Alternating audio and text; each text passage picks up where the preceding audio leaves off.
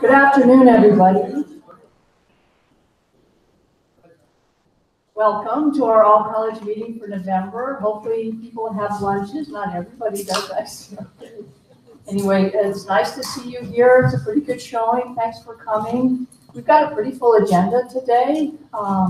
Lots going on. And really, as part of my welcome, I just want to acknowledge all of the colleges right now in the state are really faced with a transformational time. I mean, I think we've been experiencing it with so much going on, but I just want to kind of step back and highlight how we are really moving forward in a way that I think is in many ways the envy of other colleges, because we're not the only ones that are dealing with so many significant changes. The last all-college meeting, I apologize, I wasn't able to be here. I was on an accreditation peer review visit to another college. So I'm hearing what other colleges are also struggling with. So on our agenda today, AB 705, I mean, it's amazing how quickly faculty and staff have absorbed what this legislation means to the colleges and is responding very quickly to that. The way that we are funded through the student-centered funding formula. We are, I think, the highest percentage increase. We're, I think, the third highest. Antelope Valley, Victor Valley got 19%, we had an 18% increase. I just want to tell you that colleges are being very cautious about the bump and the increase. I will tell you that our peers, they're basically treating that as one-time funding because, this is a new funding formula. It's really nice that we have been sort of rewarded partly because of the students we serve, because of their high need, partly because of our effectiveness with completions, and that's part of the, we get them in, we have enrollment, we also have great supports to guide students through their pathway to completion. But anyway, this is all just part of really major changes that the system of community colleges in the state is grappling with. And it's all about trying to really realize the vision for success.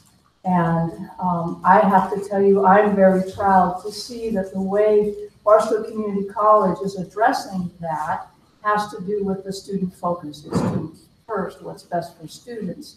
We understand students are here to complete their certificates and degrees as efficiently as possible. I know you have that vision as well. It's about not just getting out with a credential, it's about getting jobs. We've got people who've been hired and they're actively trying to create those jobs for our students. It's about addressing the economic disadvantage of our community. And it's not just community college. We're looking at adult learners who don't have their high school diplomas or have no idea about how to access higher education. That's our adult education work. We're serving as leaders in our community to partner with high schools and with transfer institutions, all aligning with this vision for success. So I just want to thank you. Although I don't get to see many of you that much, believe me, I hear what you're doing. I understand the time commitment, people going above and beyond in literally every department of the college, faculty and staff. And I just, I'm really very proud and pleased with the effort. I feel very confident that we're moving forward in the ways that colleges are being kind of squeezed and having to deal with change. And I think you're doing it in a very admirable way, always with the best interest of our students. So thank you for that. And then totally shifting gears, because I have something that I promised that I would let folks know. I mean, we're already November, it's getting close to Thanksgiving and the holidays. One of the things I wanted to let you know, we've got Lights and Learning happening soon. The week after that, which is the last week of classes, we're going to do like we did last year and have open houses so that your areas can host visitors from the college and the foundation. And people can come and just sort of get ready for the holidays without having just one event, because we know people have different schedules and want to accommodate faculty. So anyway, that will be happening the week of December the 10th through the 14th, Monday through Thursday. and you can be working with your vice presidents to identify a time when you can just kind of open up your departments, your houses, so to speak, to just prepare for the holidays. So with that, there's lots of announcements coming up with the meeting today. So one of the big things, the second item on the agenda after the welcome is just a strategic plan. And this is something, I don't know exactly what folks are going to talk about, but here's another case where I'm really super proud of our college in that, and with our new student-centered funding formula, where we're looking at not just enrollments for our portion, but we're looking at completions. One piece of that, for us to be able to meet legislative requirements, is we have to align our college's goals with the vision for success from the system, the chancellor's office. And I will tell you, I'm hearing from my peers a little bit of whining about how we're going to do that. And we're already doing it here. We're just doing it because we're pretty clear about what's good for students. So just again, thank you for that. And I'll hand it over to Vice President King and Lisa Holmes to talk about the work of the college in developing, updating our strategic plan.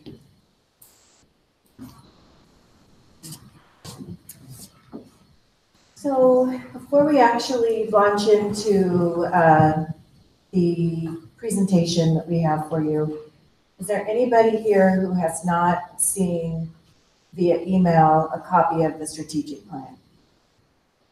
Good, that's good to know. Is there anybody who has not read the strategic plan? Oh, really? Oh, good, okay. Well, actually, to tag on what Dr. Bagg was just talking about, I'm going to do something a little different than just talk just about the strategic plan. How many of you in here, and I already know the students in the room are community college students, but how many of you in here were a community college student? I probably should have said who wasn't, because it would have been easier to tell, but I would say 90% of you in the room experienced a community college education. So I'm going to ask you to do something that I wouldn't normally ask at this time of day, and at the risk of you falling asleep on me. Could you just close your eyes for a minute? And I want you to either picture yourself as that community college student, or picture a community college student who's made an impact on you. So just really kind of picture who that person is, say their name to yourself. Remember what it was either you or that person had in mind. What were their hopes and dreams? Why were they attending community college? Why were you attending community college? What was it that you or you're remembering about this particular student really wanted? What were their hopes and dreams with a community college education? Okay, when you've kind of firmly planted who that person is, and even if it is yourself, go ahead and open your eyes. And I'm going to say, with that person in mind, this is who the strategic plan addresses. So even if it was you, like I was a community college student, gosh, I have to go back. Math people, I was in community college in the mid-70s. How many years? Is that 40 or 30? 40? Okay. Okay. Okay, so all of us, okay, and so here's the thing. So the community college, okay, so 40 years ago, I was a student myself at the community college, and then through almost 40 years of working in the community college, I wouldn't want to have spent my career anywhere else because of what we do. So we educate 18 to you name it. We educate the person who's ready to transfer to the person who never thought they could get any kind of a grade or complete a college class. So this is the hope of the community college, that we take everybody, regardless of who they are or where they are, and we, as the educators, supporters, know that we can get them somewhere, okay? But the problem with most community colleges is, because these students that enter our doors are so vast and varied, and because we do try to be everything to everybody, oftentimes we fail. because we're not moving forward together. So the strategic plan offers us, Barstow, the hope for the next 6 years of the work, the hard work that we are going to incorporate into our everyday life on how to move all students through to their goal. So keeping in mind, because this is hard work, keeping in mind our students and who they are, even if it was you, remember what it was to feel like or to work with that person who didn't know if they could do it. And now we, as the people implementing the plan, have a roadmap of how to do it. Does that make sense? Okay. So this is not your typical, yeah, we have an educational master plan that addresses the but this is a literally very, very workable, very simplified language on how we at Barstow are going to perform the work that we're going to perform.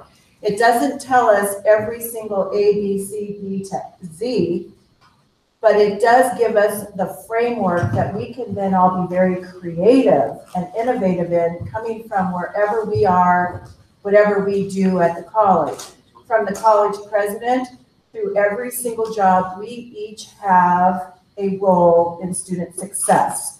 And that's what this plan is going to outline for us. So Lisa, the co-chair of IEC, Institutional Effectiveness Committee, we took probably 8 to 10 different plans that were already written for Barstow by you.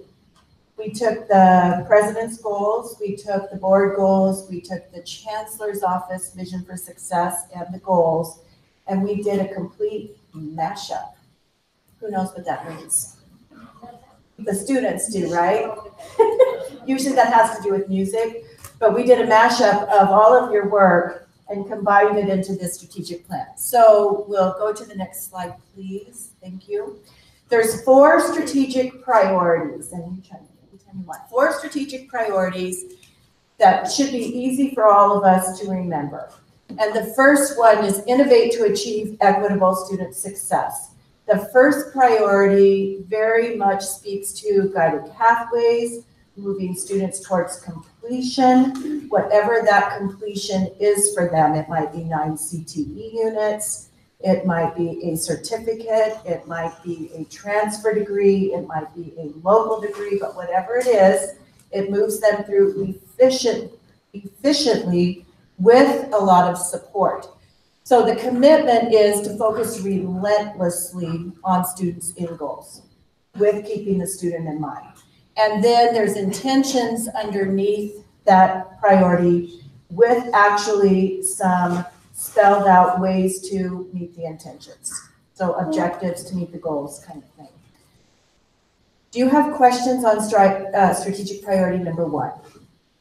Okay, let's move to number 2. Priority number 2 is very outward facing. So this is our economic development, our workforce development, our military programs, our adult education. Anything that we can do as a community college to really fulfill what is our mission as a community college to improve and make a better Barstow through our graduates or through our local companies saying we could use this kind of training, this is what we need, but how do we empower our region? Strategic number 2 addresses that, and the commitment is to transform the community through opportunity. Questions on number 2? Okay, number 3, build community. This one is very inward facing. As employees of a community college, there are times when we all feel like maybe we're not as valued as we would like to be. Yes? Okay. Also, sometimes we feel like we're working very, very hard and no one's noticing. So strategic priority number 3 sort of says, hey, Barstow Community College people, you're all valued, you're all wonderful, and you're all really, really important to the success of our students. So strategic priority number 3 creates a climate where the internal stakeholders, that's all of you, feel included, valued, and empowered. And so you can see that the intentions are to create an environment that supports the learning, supports those of you who are dispensing the learning, supports the people who support the learning. It's a commitment to the people of this college that we will also build from within and value who you are. Questions on number 3? Okay, number 4. Achieve sustainable excellence in all operations. This is our infrastructure in many ways. So the commitment is to focus resources on the structures, processes, and practices that support the transformation that we're undergoing with this plan. So you can see that it's fiscal health, it's security, it's safety, it's the facility structure, the technology infrastructure, planning processes, so that everything is transparent and open, and we all understand how things work at this college. There are no mysteries. It's not like, I don't know what Lisa does, and so there's like this whole gap in my understanding. This is us understanding how the college works. So that's it. Okay, questions on 4. Now, as Beverly said, I like all this fluffy language, but where are the numbers? So we had to align our plan, as Dr. Bagg said, with the Chancellor's Office Vision for Success and the goals and commitments with that. So Lisa's going to give us a little bit of those numbers. So the timeline for the goals for the Chancellor's Office is, he said 2022, but we're looking at our plan going through 2024. So this would be like a 6-year plan. So the cycle will continue and we'll finish right before our next accreditation cycle. So it'll be something good to report out for accreditation. I don't know if you can read it from here, but we've already crosswalked the Chancellor's Office goals through this plan. So this shows the Chancellor's Office goal by the number, what that goal is. So goal number 1 is a 20% increase in the completion. Number 2 is a 35% increase in transfers. 3 is decrease average number of units to 79. Number 4 is increase employment in the field of study to 69%. 5 is reduce equity gaps in goals 1 through 4, so all of the above, by 40% in the next 5 years and 100% in 10 years. So that's a big one. And then number 6 is on the bottom. That's to close the achievement gaps for goals 1 through 5 between regions with low adult educational achievement and regions with high adult educational achievement. This one's a little bit confusing, but it's actually more towards schools like us and in the IE where income for people in our area tends to be lower than other areas, and therefore attainment is low. So we want to kind of close the gap between us and those other areas, the regional areas that are doing better than us. Those, like I said, crosswalk over to our priorities and the commitment statements. And our commitment statements are mostly right from the vision statement. So we've actually used the same language. And then our strategic intentions and how they roll out. So there's a lot of things that are kind of tied together that you've heard, AB 705, the new funding formula, the new metrics. That's all kind of being rolled out together, and it's supposed to be done last month. It was supposed to be the first iteration of what they're calling I don't even know what they're calling, the new metrics dashboard. It's going to be through the launch board that anybody can access, and the first iteration is going to have the first couple of goals on there. The next iteration will include equity data. So they'll do the demographics, DR analysis, things like that. So that should be coming out any day. I think they said it was pushed back to early November. So any day. And it's also important to know that all these metrics are being based on the student's informed goal, if they have one, or if they don't have one, their initial goal when they first applied. So when a student applies through 3C Apply, they tell you what their goal is, and there's like 15 of them. And then once they meet with the counselor, they make an informed goal. So once they realize what they want to be when they grow up, they change that goal. So we're hoping that all of our students, not all of them have an informed goal, but that's kind of what we're heading for. And they've kind of compacted those 15 goals into 4 main goals, and that's what our metrics are going to be based off those 4. So there's degree and transfer, There's degrees one, transfers one, adult basic ed, and skills builders, I think, are the 4. So that's how we are gonna be checked, our data's gonna be checked, and that's how it's all gonna be laid out. So I think we're good. I think we're on our way. I think we're doing better than a lot of colleges right now, so I feel good. And this process was really good for me. I came in right after the last plan was created, so I never really felt like it was my plan. But it's a good plan, and so being able to deconstruct it and reconstruct it was really, really helpful, so we should all do that. That's just my. Have that Have experience. that experience, yes. So, I would like to also note that when you actually look through the plan, now that you know it's just 4 priorities, it's very easy to read. A lot of the work that's outlined in the plan is already underway, like Lisa said. So we're not reinventing the wheel and thinking up all these new things for us to do. We're staying the course of the things that have been working, and then we will be supporting in more appropriate ways the work that needs to get done. So the work of the college, once this plan is approved by the board in December, begins, where we work together very strategically to decide what needs to be done in year 1, what needs to be done in year 2, how do we need to support that, who needs to do it. So that becomes the fun part of all of us working together. And I want to emphasize together, because a lot of times when you have something like this, it's maybe 10 people and you don't feel a part. This belongs to everybody, and everybody's voice is important. So on that note, when you read the plan, if you're feeling like we've left something out that's really important that you want noted, email Lisa or me by next week, the 13th. Because the IEC meets again on the 13th, and then we're gonna take all of the input and discuss it, and then that plan moves forward to the PSGC, the Shared Governance Council, at the end of November. Nance?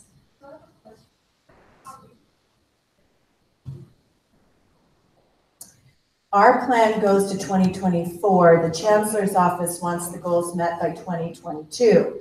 Now, if what I have witnessed in the last 7 or 8 months of the way this college works, we'll be able to accomplish these much quicker. But we have that timeline from the Chancellor's Office. And then as Lisa mentioned, we are writing a plan that can take us between accreditation cycles. So that's a good question. Yeah. I also want to say, when I said a lot of work is being done, Lisa and Heather have taken enrollment management to a new level, and they took a look at what we've been offering schedule-wise in the last several years and decided that the reason we're not growing is because we are not aligning our schedule appropriately and correctly. So they've spent a lot of time looking at efficiencies, studying the schedule with data, student-driven data, and they put together a schedule that should increase enrollment and should work for students in a way that our schedules haven't in a really long time. So when the schedule comes out and enrollment begins on the 13th, please keep that in mind, because you're going to see some time block changes so that there's no 5 minutes overlapping classes, that a student could take 3 courses in the morning. They could also come in the afternoon. That the classrooms they've assigned the classes to are more efficient for that topic. So there's a lot of work that's already being done to start moving the needle. I hate that expression, but moving the needle in the right direction to hit the targets set in these metrics. So again, we're not starting from ground zero. We are utilizing the good work that's already being done and enhancing it and focusing it. That, I think, is the main thing. We're focusing the work so that the entire college understands where are we going here at Barstow. Easy. Take a look at the strategic plan. Okay? Questions? Okay. Okay, so the next item is the curriculum reset update. So what I meant when I said the way I've witnessed this college working, the faculty are astounding in the way that they have dug in to correct some situations with our curriculum. So on the agenda, it's Carrie Freeman, Curriculum Chair, Nance Noons-Gill, our Senate President, Jamie Rodriguez, did I see? Okay, come on up, Jamie, Articulation Officer, Tanisha Young, who's assisting us, Articulation Officer and all-around curriculum mover. And they are going to talk about what's been going on with this effort that is incredible, awe-inspiring, and extremely motivational to what people can do when they decide good work for students needs to be done.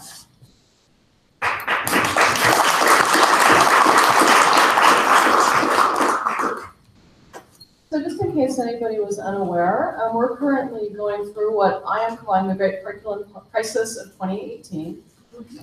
In a nutshell, we did discover that although our curriculum mostly is being appropriately taught, what we were doing is not well documented or correctly documented in some of our internal documentation, and more importantly, it is not correctly documented at the state, and it sometimes does not show up correctly in our catalog either. So those are problems that had to be corrected. We're also going to go to a new curriculum management software, and we needed to move everything to a new form in order to get that done. So everybody's been working very, very hard on this, and I can tell you that as of right now, I've had 3 curriculum meetings this semester where we looked at courses, and 149 courses have been approved by curriculum. We're going to meet again on November 16th. We probably will meet again on November 30th if enough happens over Thanksgiving for there to be material for us. And then we'll meet on the first Friday in December. And then, of course, we'll start up again next semester. If you are a peer reviewer, and if you are, you already know that you are. If you're a peer reviewer and you have asked for changes and not received an answer, follow up with the dean. If you are a course author and you submitted something and were asked for changes by a peer reviewer or articulation officer, please make the changes. We will not be able to offer courses if the courses are not correct and approved. If you have questions about the status of your course, I have some data on status that you can email me. Where's my course? When did it get approved? Hasn't been approved yet. I can look that up for you. After it leaves curriculum, it becomes the domain of Jamie and Tanisha, and I will give them the floor right now.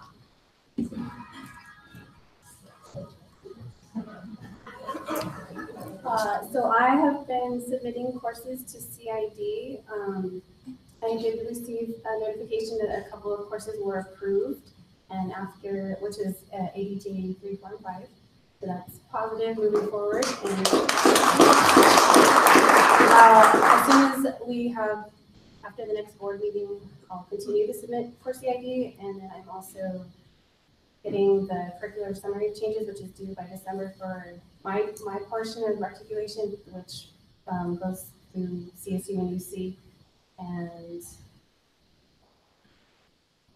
Maybe what we'll find out like when the courses go to the board and then when the courses are sent to the master's office and or for CID. That's something they can ask you.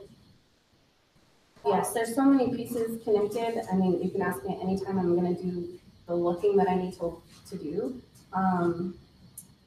There's also assist.org, which is becoming Assist Next Generation, which is a super helpful tool that we counselors use, but also that students can use. And unfortunately, there's been a huge delay with the launch of that new platform, and they are now saying May of 19. And I just was at a articulation meeting yesterday in Long Beach, which they are really, really strongly feeling that they will be ready in May of 19. But I do have like a back end of that, so I am submitting information to it, but it won't actually be available for students till next December. But it has so many new options to it. It'll be really helpful when it is available.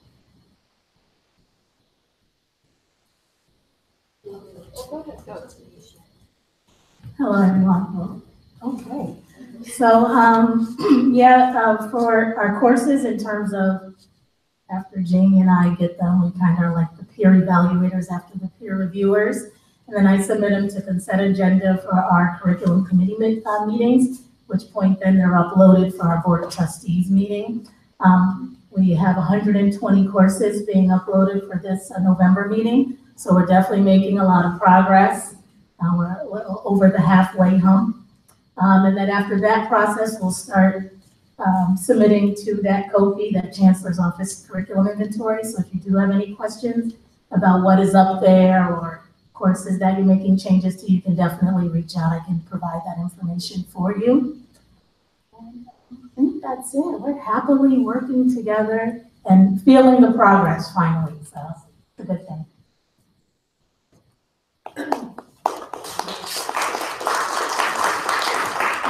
I just have a few things that I'd like to share. First, a shout out to faculty for getting the job done.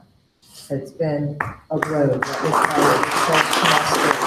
However, I do want to remind everyone that there's still quite a few courses that haven't gone through yet, and I hope that we can get an updated list of those that have not been submitted for peer review, because if they're not, then they're going to not be on the catalog for to be taught next spring. So just want to kind of share that out. In addition, there was COPI training held last week, no, the week before.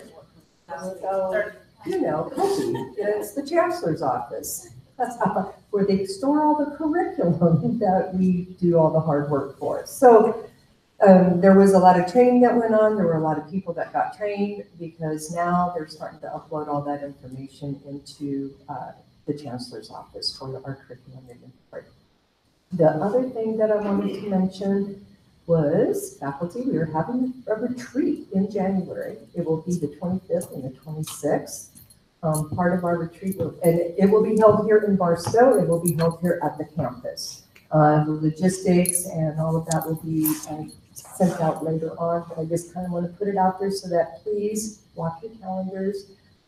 We will be talking about guided pathways. We will be seeking students to participate in our faculty retreat as we move forward with guided pathways. There will be counselors available, for faculty retreat as well, because it's not just faculty on guided pathways, it is the college that inputs for guided pathways. And we would really like to make sure that we have all of our representatives from all the different areas that are going to be there, because that is going to be our huge focus. And I think I'm done. I'll just quickly ask you about questions. Are there any questions about the curriculum process? Okay, any of us can answer any questions that you do come up with at any time. Thanks so much. Read more books. Before we move on to the next topic, I just want to say, without the faculty leadership that we have in Beverly Randy, Dr. Randy, and Nancy Newton-Skills, and all of the faculty participation, we would not be able to do the work that they've done in just a couple of months. So, and I also want to thank the deans, and I want to thank the support staff that surrounds the work that we're doing. Susan Nylander said at one of our meetings, she says, "We are doing the impossible, but it will make us mighty." And that is absolutely the truth, and that is what's happening. And I'm watching a huge transformation take place in knowledge and empowerment of what we're doing for our students. So again, faculty, hats off to you. It's just been amazing. Okay, another effort that is actually also amazing is the legislation of AB 705, Assembly Bill 705. So I'm going to ask Tim and Melissa and Christina to come up, and they're going to talk to you. We talked about this last month, but we're going to talk about it a little bit more in depth, because I really need everyone to understand that the age-old way of placing students through the assessment testing is gone. Gone. So how are colleges addressing this? And I'm going to say, as Dr. Bagg said earlier, we have a method and a very creative way that we are going to pilot in the spring, and it's going to take, again, everyone to support this effort. And it took monumental efforts in the scheduling of it for spring that this college just said, okay, so let's try it. So that's the beauty of everyone here. You're not afraid to try something new, and when you jump in, you're jumping in with gusto, which I appreciate. So I'm gonna let these folks talk a little bit more about AB 705. Tim's gonna talk about supports that are gonna surround the classroom faculty, but Melissa, take it away. So everybody understands kind of what AB 705 says? Yes. We're trying to get students into transfer level English and math. We don't want to put them in remedial courses anymore. We have support systems to help get them through. And then we actually get money from our funding formula if they do it within the first year, okay? Money. So just a little, I went to some conferences with Lisa and Heather, and we talked all about assessment. And I think we're actually doing a lot better here than other places because we've started, moving and making sure things are happening. We have a pilot going on. The assessment test is gone. You can no longer take an assessment test in the computer commons. It has been shut off. It is done. So if you come across a student that needs information about assessment, they need to be seeing the counseling department, and counseling will be making that assessment. Going forward over the next couple of weeks, we have forums. There's these little sheets that are on the table here that I'll pass out to everybody. We have student forums that are going to take place to let students know on November 14th, December 5th. The ambassadors and peer mentors and some help that we've hired for Joanne's department, they are all making phone calls to students who are currently taking lower level English and math courses right now that will need to come in and see a counselor to be placed in the correct course and be told what recommendations they need for additional assistance, which will take place in the spring, and give them the opportunity to go through the special scheduling process that we have of the 4-week bridge into the 12-week college level course, well, transferable level course. That's going on. The counselors are actually going to be visiting math and English courses next week. I don't think they quite know yet. We'll tell them tomorrow. But here's your announcement. So they'll be in English and math courses over the next couple of weeks, taking 10 minutes out and having discussions with students about changes that are coming and how they go about the process. Just really quick, statewide, only 9% of our students actually complete transfer level English and math in 1 year. That's really bad. Okay? That's very, very low. And even though we're putting students straight into transfer level courses, they do have a higher percentage of a put-through rate. That means they complete the transfer level course. If even our lowest level GPA, high school GPA students, anything below 1.9 GPA, and if they get the support services that they need, they're about a 43%, but if you put them one level below, it drops down to 12%, actually making it into that transfer level course and passing it. So that's just for English. Math, there's a whole bunch of statistics based on which track they're taking, but for statistics, anything below a 2.3 GPA in high school, we're looking at 40% if they go straight into transfer level. If we put them one level below, it drops down to 10. So that's kind of what's driving the focus going forward for not only our institution, but the state. So we're working really hard to make sure that the information is out there for our students. Counseling has their information. All of the faculty and the staff get emails. I think we've sent one email so far, but we'll be sending more going forward, and information about the forums and stuff. So Christina's going to kind of talk about what she and her group learned about students that are in our DSPS population and what their statistics are with AB 705. Hello, everybody. So when we talk about these statistics that Melissa shared, a lot of times, and especially within the circles of like special programs, the categorical programs, everybody's saying, yeah, that's a great big percentage, but what about this program? What about this program? What about this program? And this disaggregated data, they're worried about certain populations of students. And we went to, it was last weekend before, we went to our APIC conference, which is the Association for our Access Students, which is DSPS. And the Chancellor's office was there. They gave the entire presentation about AB 705 and just how it really looks for that specific population. And so it's really eye-opening when you look at some of this data that they shared. So first and foremost, I really like this actual presentation comes completely from Mia Keeley. She is the Dean over the Student Services and Special Populations at the Chancellor's Office. So I really like where it says that we really, when looking at AB 705, we have to really think about belief in student capacity and investment in the student's preparation, life experience, and skills to learn. So we have to really put that onus on our students that we have a high expectation for them to succeed, and they will succeed. And that's one thing that we really have to focus on. And when they were doing the disaggregation of the data, the pattern that says that there are no identifiable groups of students within the time frame of the study who completed at a transfer level course at a higher rate than when placed into developmental education than if placed directly into transfer level. And this holds for ethnicity, gender, EOPS, DSPS, any status. They did not find one group that wouldn't actually succeed at a higher rate if they were placed below transfer level. And really, this data is very eye-opening. These are disaggregated for students who have a verifiable disability throughout the California community colleges. And if you're looking at the blue right here, that is when they're placed into transfer. The first one is transfer level English, the second one is statistics, and the third one is pre-calculus. And then the green is even if they go into one level below.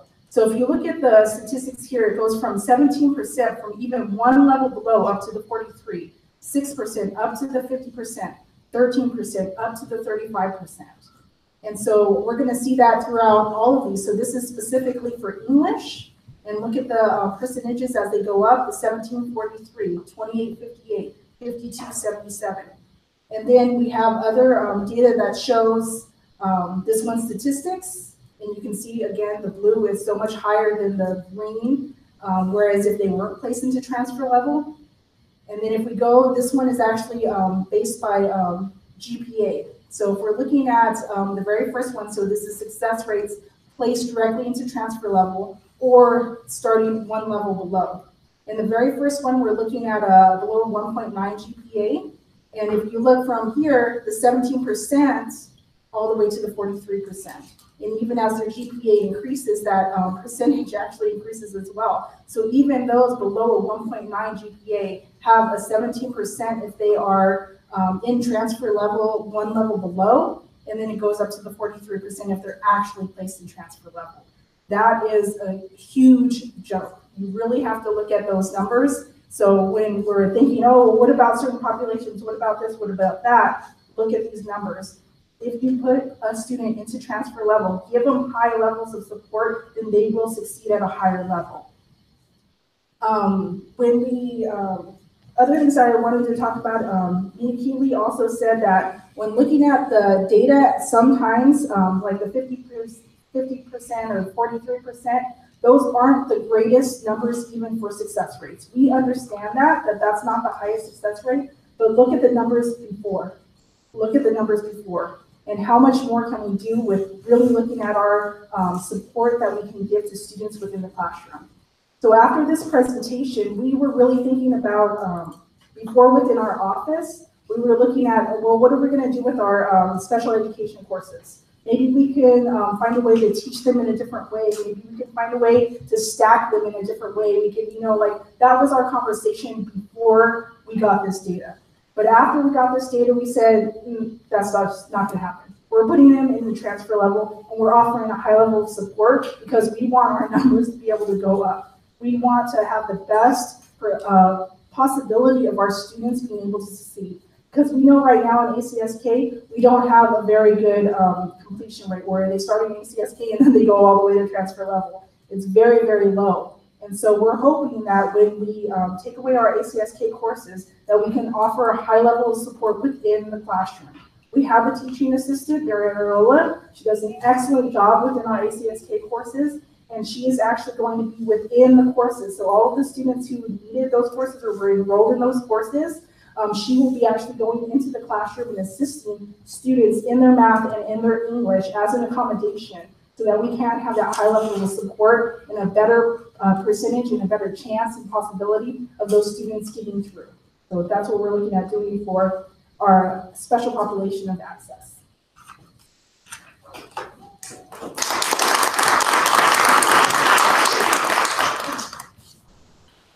Support. So what are we talking about? Well, we are moving forward with building the Teaching and Learning Support Center. I know we have a fabulous team of faculty, English faculty, working on a 4-week non-credit bridge course. I believe it's math 195 and English 194 and English 194. These are the 4-week non-credit classes that will feed into the transfer level courses. So they're working on that. We are working with our staff and our tutors, preparing them for an onslaught of students coming in. And we're pushing through with creating a space in the Teaching and Learning Support Center that really conducive to learning. And I love our strategic priority number 2, igniting a culture of learning and innovation, because that's what we're going to be doing there. We're going to be innovative in the way we learn and we teach. We're going to be innovative in the way we use technology and the processes. So we're moving forward with it. If you come down and visit us at the I'm going to start calling it Teaching and Learning Support Center. I'm not going to call it Computer Commons anymore or Computer Lab. It'll be the TLSC. We've started some work. They've knocked down a little wall, so there's progress. And we'll hope. And really, the idea is to separate not so much the testing, the proctoring, from the area that we'll have active learning, so that we can have students in there talking to faculty, talking to tutors, having conversations, and having the learning process go on in that area instead of being quiet because there's testing going on, because there's proctoring going on. So we want to separate that, and we want to create a separate computer lab for workshops and other things. So we're moving forward with that, and I know I've talked to some faculty about moving their office hours and possibly having it at TLSC. We'll accommodate them. We'll have desks. Hopefully, we'll have some phones so that if you want to schedule your office hours, let us know so that you'll be more accessible to the students coming down to the TLSC. So we welcome any ideas you have or any great innovative ideas. Let us know. But we are moving forward.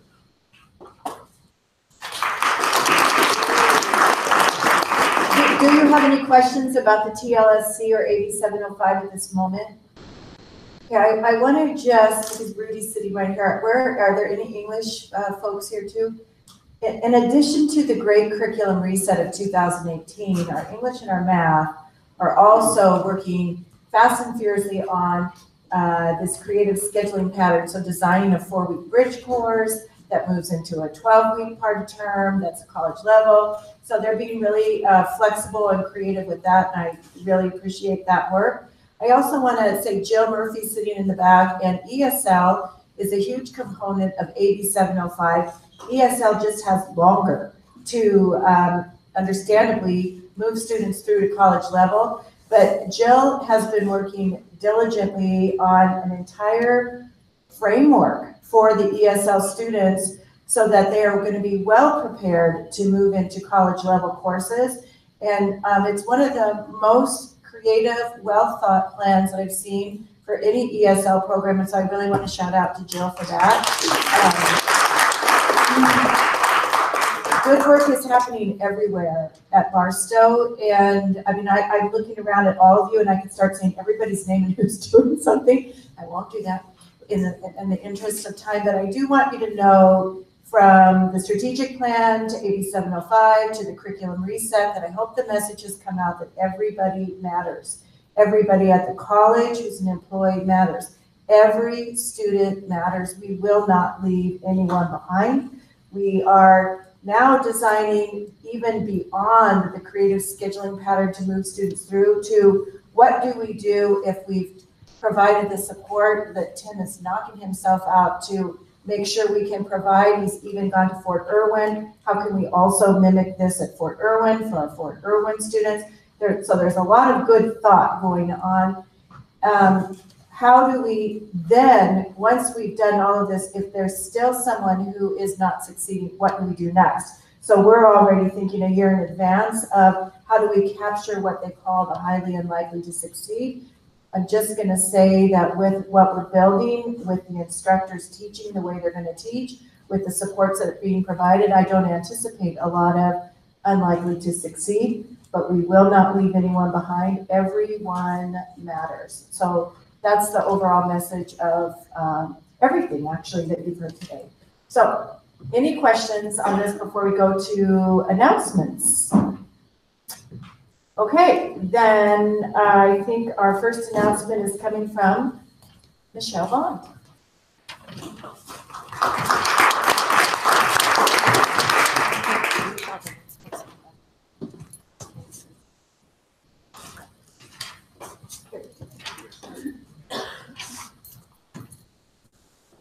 Okay, really quick. Just some quick updates about the Veterans Center.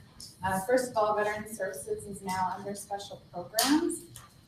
So if you need to refer a student or send them somewhere, we're under special programs and services. Construction has started and the Veterans Resource Center will be expanded in that K building. I think spring is our target to be all in one place. So that's where you'll be able to send them. We have added Melissa Church from Fort Irwin to the team. She's excellent. She's an asset. So we're still in the Student Services building for now. And we have an event coming up on the 15th. There's flyers at the back. It's going to be our Veterans Recognition or Appreciation event. And there's also one at the Fort Irwin, which will just be like a luncheon on the 8th. Okay. And I think that's it for now. I did send out an email too if you are a service member or your family or if you are a veteran, send photos so we can include them in our slideshow. We're going to do that again this year. So that's it. Thank you. And Mal Jeffers, if you want to come up and give us an update.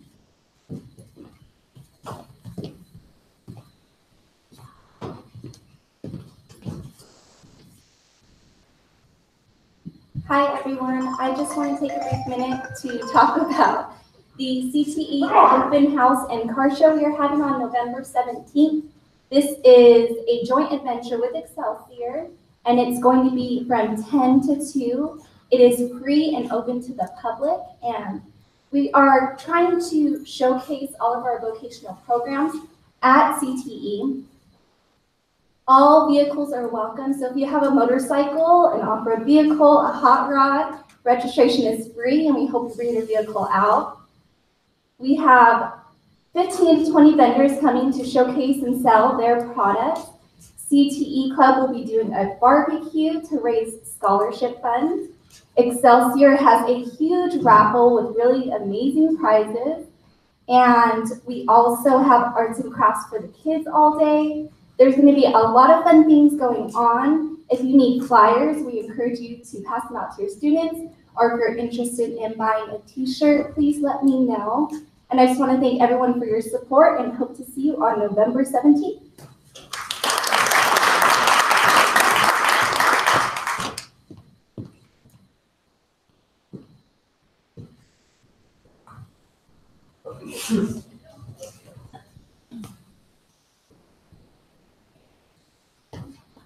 Hello, good afternoon.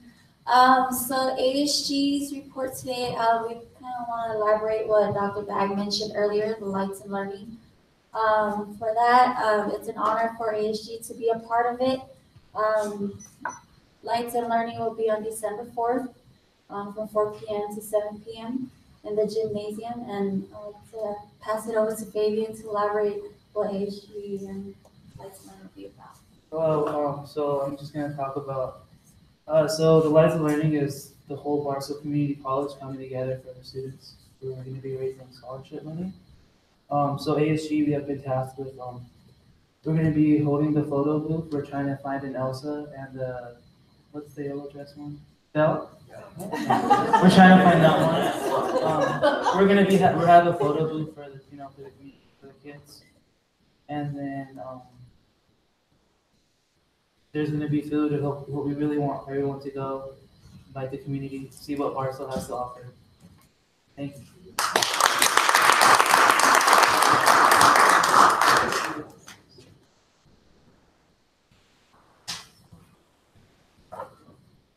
This weekend at the Performing Arts Center right here, It's a Wonderful Life opens up. Yes.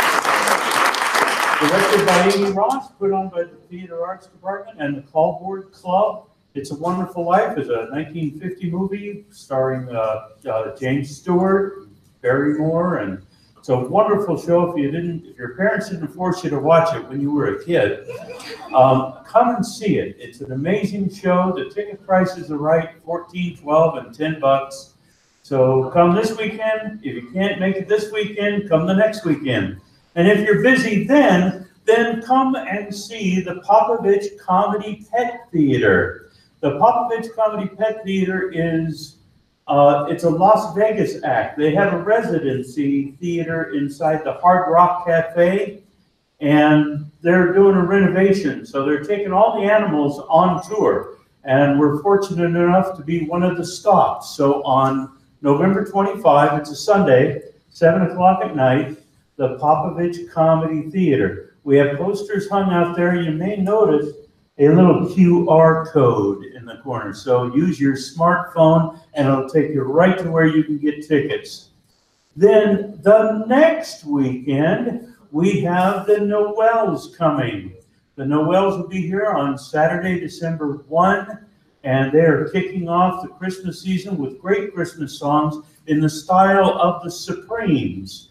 So it's an amazing show too. I hope to see you there. Then the next weekend, we have MC Magic and Little Rob coming to do a Latin hip hop show. That's on Saturday, December 8th. We've already had 165 tickets sold for this event. So tickets are just going like crazy. And if somebody tells you there's nothing to do in Barstow, they're a liar.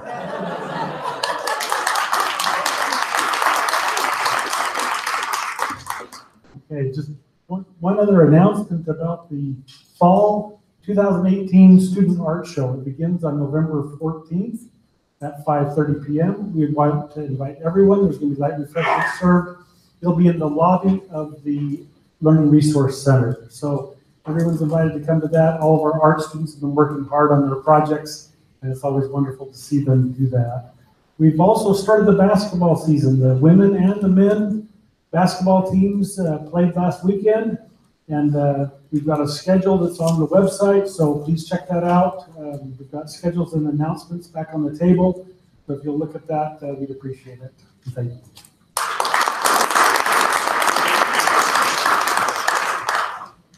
Folks, before we, excuse me, adjourn today, I would like everybody, Chris made an announcement via email last week. So this is going to be his last all-college meeting.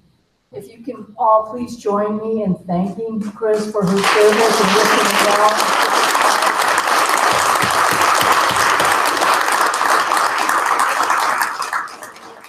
Chris, but you're just down the hill. And thank you for all you've done for the college. Appreciate it. Okay, everybody, thank you so much. I mean, I just have to say real quickly too, I'm watching the presentations, I'm seeing everybody engaged, I'm seeing the work that's happening.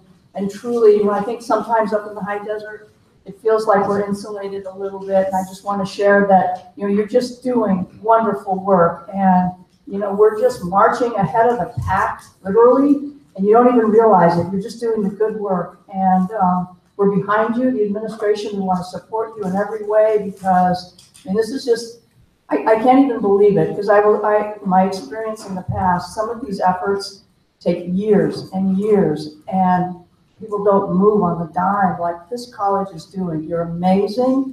Really, believe me when I say that, because we've got experience to show that you're really doing the good work and you're just doing it just because it's the right thing to do. I thank you once again, and have a great day. Thank you.